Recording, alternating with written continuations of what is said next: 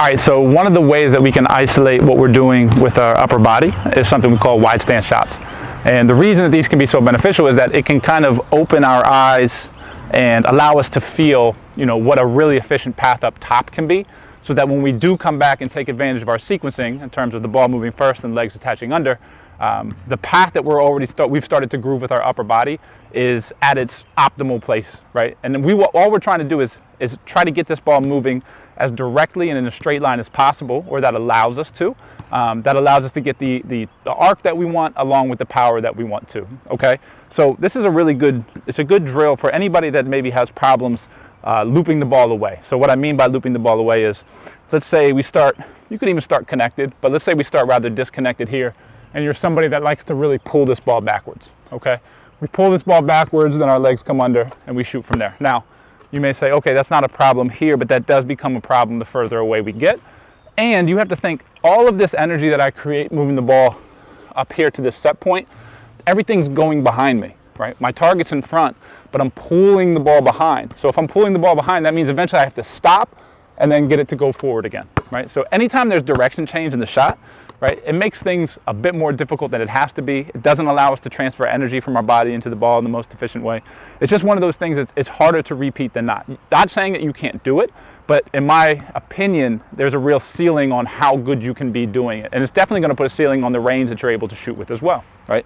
So you ask yourself, okay, well, how do we go about changing it, right? And what we can do is, because I can pull this ball back and still keep my legs loaded, I still get the benefit of when my legs attach underneath there at that point, I'm just going to take my legs completely away, right? And so we go with these wide stance shots where we then connect the ball to our body, and we force ourselves to start to move the ball in a straighter line without that ball now coming over top of our head.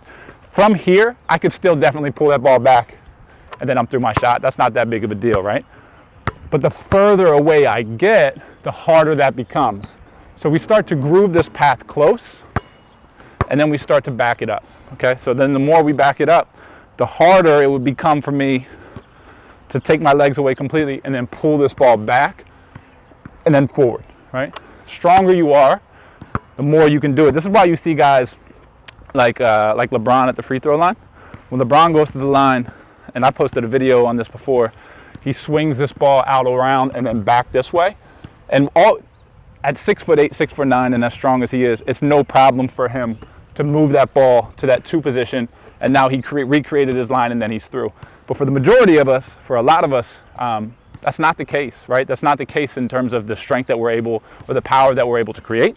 So we like to have that ball go a bit straighter, okay? So what I'll do is I'll show you some examples, some wide stance shots, just so you can see the shot path, and basically what we're aiming for in terms of the path that we ultimately want that ball to take when we actually introduce the legs as well, right? And you can continue to extend these back as far as you want, just to really feel how powerful you are. If your release is a bit lower than usual, that's okay. Again, this is more of like a feel type thing, just to get you acclimated to, okay, this is the path that I can start to get more comfortable with, and then as time goes on, you mold it to meet who you are as a player.